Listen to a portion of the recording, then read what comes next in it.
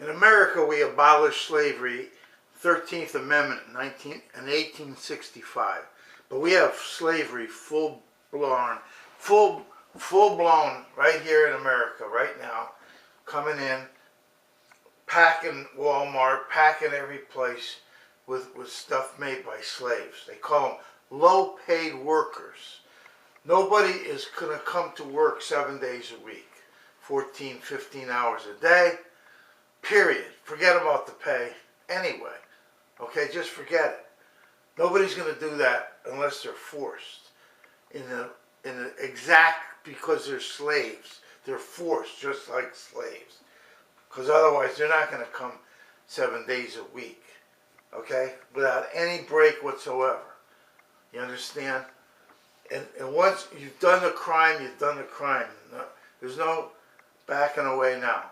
Okay? So in order to straighten this mess out and put the 50 million people that are on food stamps in the United States, because they took all these jobs out and they're getting all the work that the people in America were doing in China and Bangladesh and other places where they have nothing but slaves. So we have to go by the Constitution and stop all this stuff from coming in. It can't get offloaded. Forget about taxes or tariffs. It's out. It cannot come in here, period. Okay? We will force Walmart and all these other companies to purchase their goods from here in America, made by Americans, to go to work. Okay? And in order to do this, we need to be elected to the government. Yes, to the United States Congress and to the White House. We need a third party that can completely obliterate the crime family that sits there taking bribes. John Corzine is not in anywhere near jail because he, after ripping off 38,000 people, the customers of MF Global, from $1.6 billion, okay?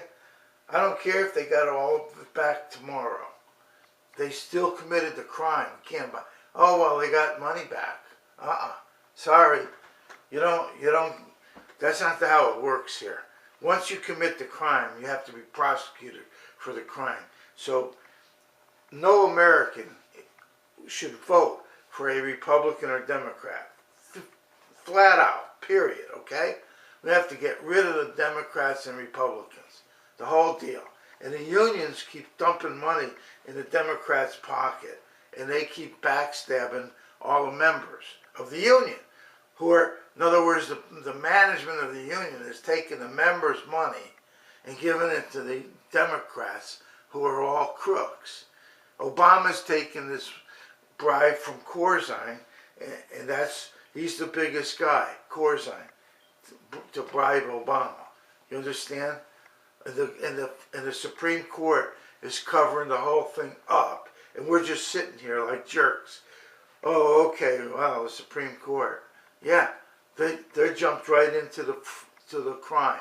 Same as in the 9/11, because the government put those explosives into those buildings. Do you understand? Like, you need to rethink 9/11 so that you understand what really happened here, and wake up and stop this idiotic idea that you don't want to know that these suckers would do this, but they did do it, and you need to know because you keep electing them, and that's completely screwing everybody up, including yourselves. So you're going along with blowing the tops off mountains and destroying the water? I mean, how crazy can you possibly get? Especially when they have hydrogen fuel cells for electric power. We complete 100%, it's a no-brainer. None of this all of the above idiot shit, okay? Because they're getting the bribes from the coal and the oil and the natural gas and the uranium, okay? So then it's all of the above, but they never say anything about hydrogen fuel cells, okay? And people think, oh, they must not be ready yet, okay? Because we're not irrational. Yeah, we are. Americans are completely irrational, in a trance, put there by the propaganda from the media that's part of the government, okay? This is how it works now. So you're going to have to understand reality and evidence. This is not about hocus pocus. Did they mess up the George Washington Bridge for 4 days last September, okay? This is like nutty, crazy crap all day, every day, for weeks on end in the media about this traffic jam that was back in September. Because all the people that were driving through Fort Lee onto the bridge, they don't live in Fort Lee. They don't vote there, okay? Nobody that lives in Fort Lee is going to drive over that bridge unless he's really going out of town completely. Not going to, oh, well, let's just drive over to Manhattan, pay $10 to do that, you see? So these people are all traveling through. And so what's the point of it? No, there is no point. And they just keep saying, oh, he might have, Jesus, he's lied and everything. And stupid, the governor, the idiot, doesn't even know. What the hell's the point? That some stupid woman that works in my administration would orchestrate this traffic jam. Okay?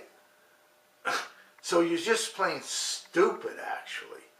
And people don't even understand, and the media just feeds this into your brain, and you don't have enough brains to say, well, what was the point of it? Okay? It was just stupid. And why are these people even not fired? You understand? Like, oh, well, I guess he can't run for president now because he lied about who did that. I know the bridge, and do I bully people and all this crap, okay? And that's what they talk about every day, to divert your attention from the real criminals that did 9/11, that blew those buildings right down on top of all those people, including 345 firefighters that could have saved almost all of them. You understand? So you see, this is absurd. And to not know for absolute fact, there's no question about it, that the government, the media, watched these buildings crash, okay? Know that nothing hit Building 7, and then they just ignored it. It's amazing. It's like, how could you possibly ignore, wait a minute, a 47-story building that nothing hit, just boom, crashed 7 hours after the planes hit the towers, right? This is absurd nonsense, for God's sakes. That the only way to bring down Building 7 was explosives. And that's what brought down the towers. Explosives. Okay, and how they got in there to do it was they turned off all the power, they took out the bomb-sniffing dogs, and they set it all up. You understand? And then boom. That's why if you read this book, okay, by Shannon, New York Times, he forgot to put the story on page 247 about, this is unbelievable, for God's sakes, that the FBI director, Picard, told his boss, the Attorney General, who's on the cabinet of the president, that we're going to be attacked, that he needs to listen to George Tenet, and he says, I don't care, I don't want to listen, I don't want to hear anything more about Al-Qaeda. That's what Ashcroft told Picard. And Picard testified right before the 9/11 Commission. All right? So how does that not get in the news? It got in his book, okay? But he forgot to put it into the New York Times that he was working for. The New York Times. The AP Wire. So people could find out, wow, Ashcroft told him he didn't care and didn't want to hear anything more about Al-Qaeda, right?